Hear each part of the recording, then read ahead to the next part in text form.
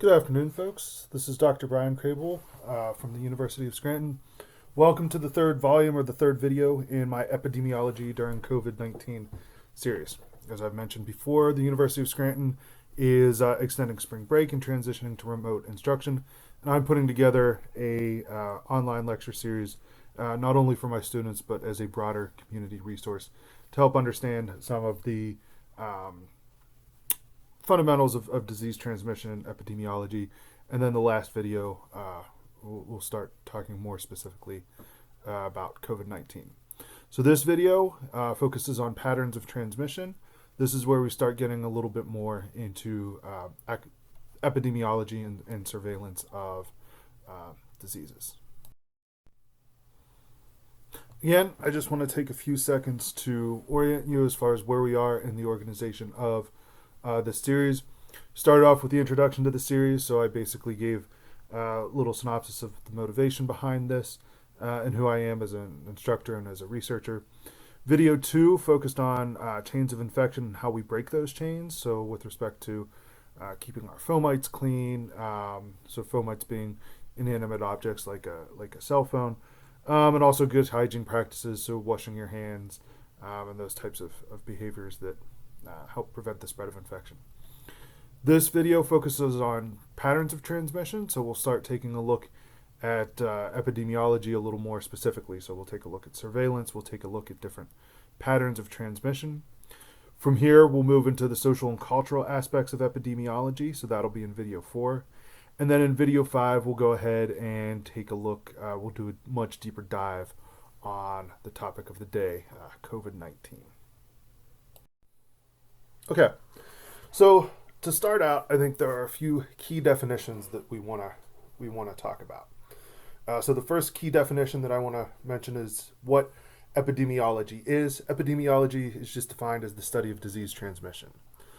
So to study this, as you might expect, we have to have a number of ways in which we can monitor this, and we'll talk a little bit more about how we do that when we talk about social and cultural aspects of epidemiology. But for right now, I just want to emphasize, right, so in the United States, we have the Center for Disease Control. They track outbreaks of serious communicable diseases such as SARS, measles, HIV, and AIDS. When people present at a hospital with one of these illnesses or are suspected of having one of these illnesses, those diseases are reported to the CDC so they can sort of collate and analyze those data internally, and then they can release them nationwide to local healthcare communities, so that they can use those to sort of, so the CDC establishes regional and national trends in healthcare needs, and then the hospitals and primary care clinics in those regions are able to respond to what sort of the emerging trends are nationally and with respect to their own individual region. When you're reading about epidemiology, you'll come across a couple terms that you might be unfamiliar with. These are morbidity and mortality. So I just want to highlight the difference between morbidity and mortality. Morbidity is defined just as the number of folks, generally given as per 100,000 population, but it's the number of folks that are living with a particular condition. So, for example, in 2017, the CDC reported that there were 38,281 folks living with HIV and AIDS, right? So the morbidity of HIV and AIDS in 2017 was 38,281. This is in contrast with mortality. So the number of folks who die as a result of a condition is the mortality. And as you may remember, or your parents may remember, in the 90s, there was a very high mortality rate from HIV and AIDS. In 1994, it was the largest cause of death for individuals 40 years and younger.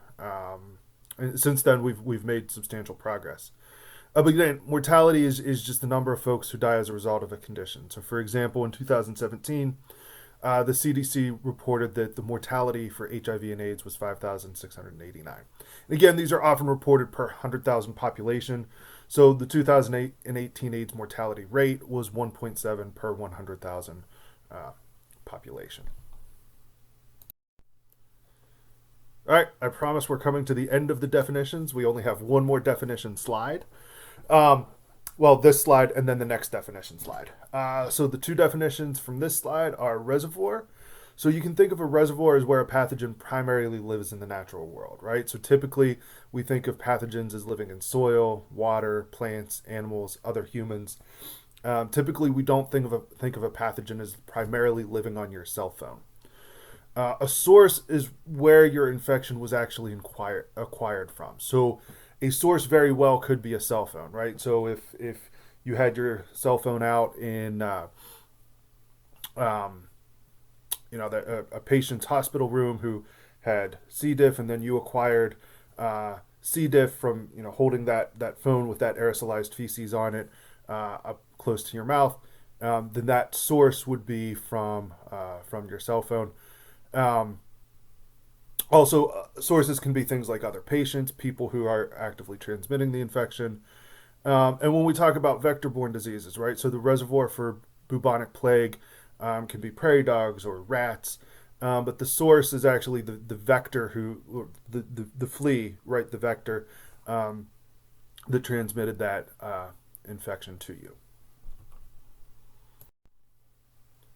All right, and our last couple definitions before we start talking about epidemiology a little more in depth, and that is just to define the difference between what is an epidemic and what is a pandemic. And you may have heard in the news this argument over the World Health Organization should have called it a pandemic earlier, or shouldn't have called it a pandemic earlier. Um, the distinction between these two, an epidemic is going to be a regional outbreak of an infection. So, for example, the 2014 West African Ebola outbreak, that was an epidemic. So we had a regional outbreak of Ebola. But with a few exceptions, it didn't really spread off of the African continent. There were some secondary transmissions in healthcare facilities outside of Africa. So there were some patients infected with Ebola in healthcare facilities in Europe and elsewhere. But typically, we didn't have an established population with transmitting that infection outside of Africa. So that remained an epidemic. Pandemics, right? So COVID-19 has now been called a pandemic. Again, this is a widespread global infection. So things like HIV and AIDS are a pandemic, right? Globally, there are people that become infected with HIV and AIDS. Spanish influenza in 1918, that was a global pandemic. And yeah, so just the distinction, right? An epidemic is going to be a localized regional outbreak of an infection, and a pandemic is going to be a global outbreak of an infection like we're experiencing with COVID-19. So we've been trying to understand disease transmission and track epidemics and localized outbreaks of diseases for centuries. So, for example, this is a painting by Michael Sverts, The Plague of Athens, and it just shows the devastation that was brought to Athens by a still as yet unidentified plague. And about four to 500 years BC. It was during a major conflict in Athens, and really the plague spread through Athens and really claimed a lot of lives. Now, I want to be clear about this. So this is not, or we don't know whether this plague is the same plague. So the Black Death, right, the bubonic plague that impacted Europe in the 12 and 1300s. We don't know if they were caused by the same agent. But again, we've been trying to understand epidemiology and disease transmission for centuries. And so today we'll be talking a little bit more about some of the ways in which we do that today. Typically, we think of there being three types of epidemics. So there can be what are called point source outbreaks. So this is typically associated with with some sort of food poisoning, right? So the classic example of this is a 1976 outbreak of Legionnaire's disease that was that came about because of a type of food poisoning that occurred at a Foreign Legion convention in Philadelphia. So those are characterized by a lot of cases in a very short period of time, and basically people who were associated with that point source. So what those who were drinking the punch or eating the food would experience symptoms of these, would seek treatment, and it would just be confined to that individual point source. And when that point source is no longer present, no longer causing disease, then the disease doesn't continue to transmit through the population. This is slightly different from a common source. So a common source is going to be something that a lot of people have in common, and it's going to persist. So the classic example given for a common source epidemic is the 1854 cholera outbreak near Broad Street in London.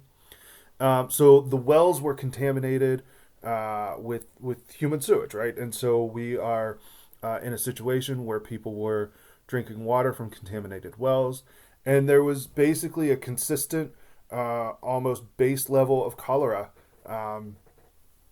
throughout 1854 because of the contamination of the wells and because people were using these wells as the source for their drinking water.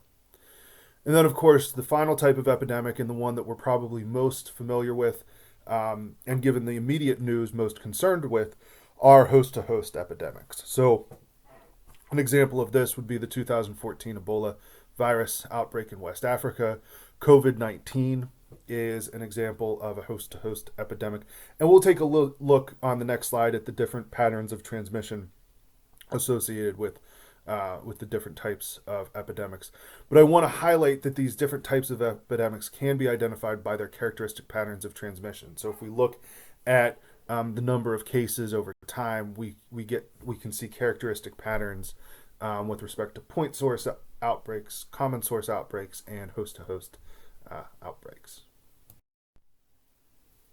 Okay, as I mentioned, we do have these three characteristic types of epidemics, right? So we have a point source outbreak, which is depicted here in the top left. So that graph up on the top left that says conceptual diagram of a point source outbreak. And what we see there is really no cases, followed by a rapid increase in the number of cases of this particular illness.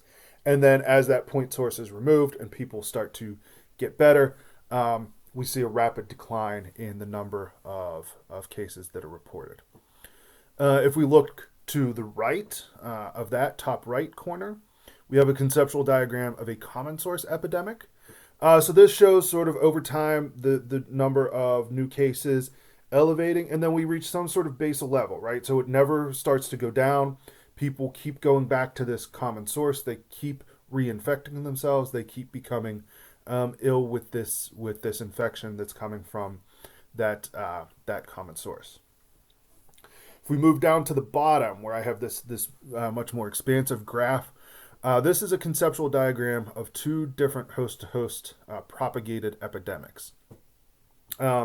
What's shown in blue is an epidemic, a propagated or a host-to-host epidemic without any mitigation. And we'll talk about what I mean by rate of transmission and mitigation on the next slide. But I think it's important to recognize that individual infections can have different rates of infection. And so if we have something that infects a lot of people very easily, so it's highly infectious, we would have a curve similar to that blue one. And we might have a whole lot of people getting sick in a very short period of time.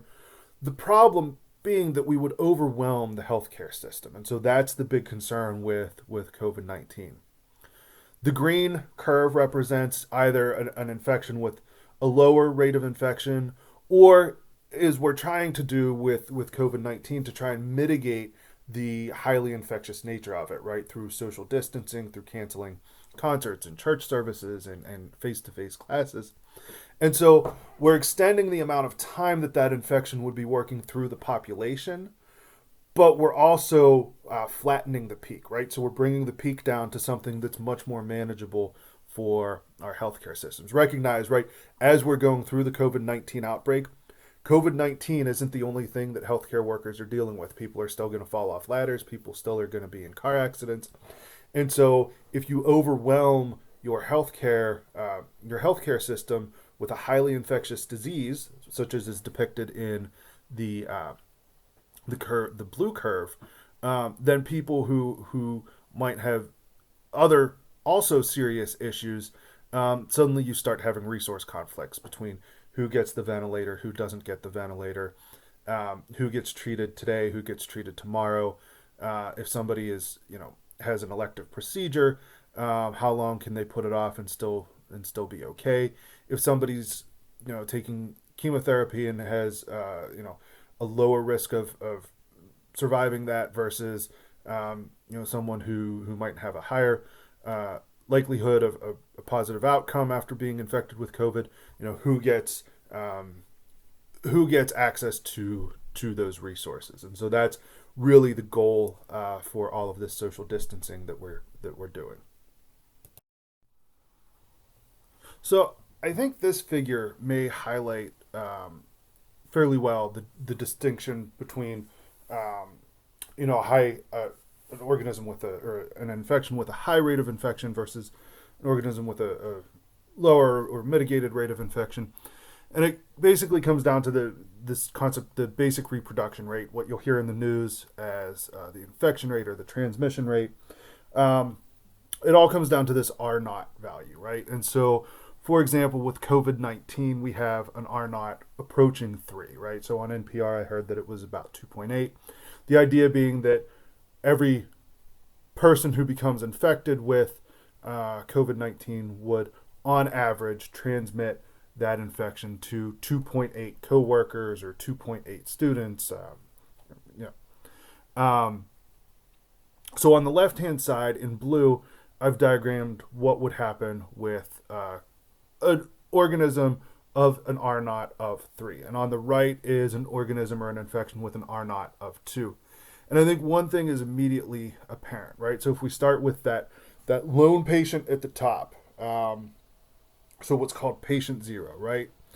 If that patient transmits that infection to 3 additional patients, then we have these sort of 3 branches moving forward where those 3 people infect 3 additional people.